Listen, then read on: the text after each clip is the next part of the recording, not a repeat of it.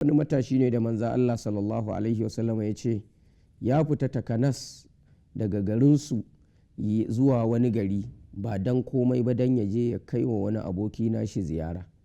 Sai Allah ta'ala ya aika mala'ika ya je ya tsare hanyarsa, ya tambaye shi ina zuwa, ce gari kaza zani, me zai kai ka, wajen wane zani, me ke tsakaninka da shi, san shi nake don Allah, ba ka da wata ni'ima da kake reno a wajensa shi yasa zaka don kada abinka ya salwanta na duniya ko na abu. Ya ce a'a, san shi nake don Allah.